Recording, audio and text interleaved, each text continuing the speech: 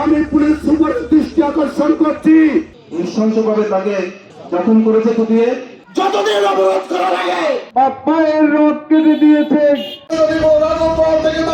সমস্ত সন্ত্রাসীদেরকে যদি আইনের আওতার বিধান না আনেন, এখানে দাঁড়িয়েছি, নৃশংসভাবে তাকে জখম করেছে কুপিয়ে হত্যার উদ্দেশ্যে।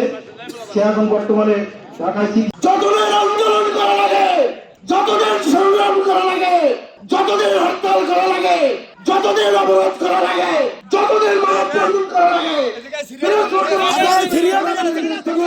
সবাই একমত। দুর্বৃত্তদেরকে অ্যারেস্ট করে দৃষ্টান্তমূলক শাস্তির ব্যবস্থা করবে। আমরা হুঁশিয়ার করে দিতে চাই, বন্ধ হয়ে যাবে রাস্তা, এবার একটি সুষ্ঠু ব্যবস্থা নেওয়ার চেষ্টা করবেন। এই বলে আমি আমার বক্তব্য শেষ করছি। মাননীয় পুলিশ সুপার মহোদয় এবং অন্যান্য প্রশাসনের তাদের কাছে বিনীত অনুরোধ, এই গতদিনকে জাতীয়তাবাদী দল প্রধানমন্ত্রী এই সময় এই জাতীয় একটি ঘটনার যদি সঠিক বিচার আপনারা করতে ব্যর্থ হন, নিজের জীবনের 70 বছর পার করে দিয়েছে। আপনারা জানেন সংঘর্ষ ইউনিয়নের আমাদের বিএনপির নেতা কর্মী এবং সর্বসাধারণরা এক দুষ্কৃতিকারীকে কালকে ধরেছে, সে সহ মাত্র 2 জন গ্রেপ্তার। আমি পুলিশ সুপারের দৃষ্টি আকর্ষণ করছি, আপনি এই ছোট এই ব্যাপার নিয়ে হেলাফেলা করবেন না। আগামী 2 দিনের ভিতর সমস্ত সন্ত্রাসীদেরকে যদি আইনের আওতার বিধান না আনেন, এই পিরোজপুর শহরে কিন্তু আমরা দুর্বার আন্দোলন করে তুলব বন্ধুগণ।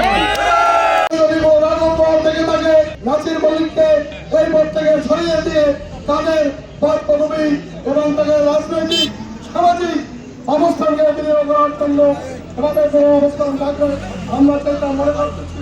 তাও করতে পারিনি, এটা আমাদের জন্য অত্যন্ত দুর্ভাগ্য এবং লজ্জাজনক বিষয়। আজকের সরকার তারেক রহমানের সরকার, কাজে আমরা সেই দলের একজন কর্মীর নেতাকে এরকম নির্মমভাবে সন্ত্রাসীদের সমূলে বিলুপ্ত না করা যাবে, আমরা থামবো না। মল্লিক সাহেবকে আঘাত করা হয় নাই, এই সদর থানা সহ এই অত্র জেলার অত্র ইউনিয়নে প্রতিটি ব্যক্তির গায়ে আঘাত করা হয়েছে। 2 দিন আগে আমাদের পিরোজপুর সদর উপজেলা বিএনপির সাবেক আহ্বায়ক, সাবেক সভাপতি জনাব মহিউদ্দিন মল্লিক নাসিরের উপরে সন্ত্রাসীরা কিভাবে নির্মম হামলা চালিয়েছে, তাকে রক্তাক্ত করেছে, তার পায়ের রথ কেটে দিয়েছে, মর্মান্তিক ভাবে বিভৎস ভাবে তার উপরে হামলা করেছে। আগামী 48 ঘন্টার মধ্যে নাসির মল্লিক চাচার উপরে যে হামলা হয়েছে, সেই হামলাকারীদের প্রশাসনকে গ্রেপ্তার করার আহ্বান জানাচ্ছি, নতুবা আমরা